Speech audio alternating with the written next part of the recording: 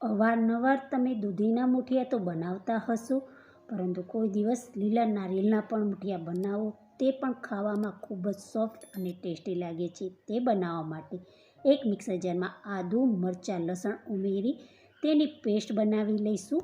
તૈયાર કરેલી પેસ્ટને એક વાટકીમાં કાઢી લઈશું. ફરી તે જ મિક્સર જારમાં અડધી વાટકી ભરી લીલી મકાઈના દાણા ઉમેરી તેને પણ ક્રશ કરી લઈશું.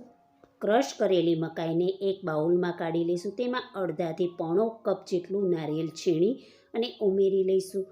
તેમાં તીખાસ માટે આદું, મરચાં, લસણની પેસ્ટ બનાવેલી છે તે 1.5 થી 2 ચમચી જેટલી ઉમેરીશું. આમાં બીજી કોઈ તીખાસ ઉમેરવામાં નથી આવતી. તેમાં 2 ચમચી ખાંડ, સ્વાદ અનુસાર મીઠું મિલાવી લઈશું. અડધા લીંબુનો રસ, 1 નાની વાટકી સોજી, 1 નાની વાટકી બેસન, 1 નાની વાટકી ભરી ઘઉંનો કકરો લોટ ઉમેરી લોટને સરખી રીતે મસાલા સાથે મિલાવી દઈશું.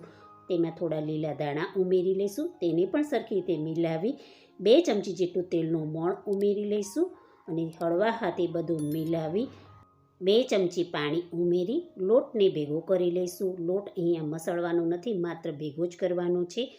એક કાણાવાળું વાસણ લઈ તેને તેલથી ગ્રીસ કરી લઈશું.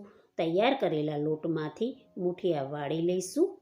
તેને ગ્રીસ કરેલા બાઉલમાં મૂકી દઈશું. આ રીતે બધા મૂઠિયા વાળી તૈયાર કરી ગરમ પાણીમાં 15 મિનિટ માટે ઢાંકી મૂઠિયાની સ્ટીમ થવા દઈશું. મૂઠિયા સ્ટીમ થઈ તૈયાર થઈ ગયા છે. તેને બહાર કાઢી ઠંડા કરી કટ કરી લઈશું. હવે મૂઠિયાનો વઘાર કરીશું. તેના માટે એક બાઉલમાં તેલ ગરમ કરવા મૂકી તેમાં રાઈ, જીરું, હિંગ, મીઠો લીમડો, તલ ઉમેરી બનાવેલા મૂઠિયા ઉમેરી લઈશું. મૂઠિયાને વધુ ચટપટા બનાવવા માટે 1 ચમચી ચાટ મસાલો ઉમેરી બરોબર હલાવી મૂઠિયા તૈયાર કરી તૈયાર મૂઠિયાને બાઉલમાં લઈ ઉપરથી લીલા દાણા ભભરાવી ગરમ મૂઠિયાને સર્વ કરીશું. તો તૈયાર છે લીલા નારિયેળના મૂઠિયા, જે ખાવામાં ખૂબ જ ટેસ્ટી લાગે છે.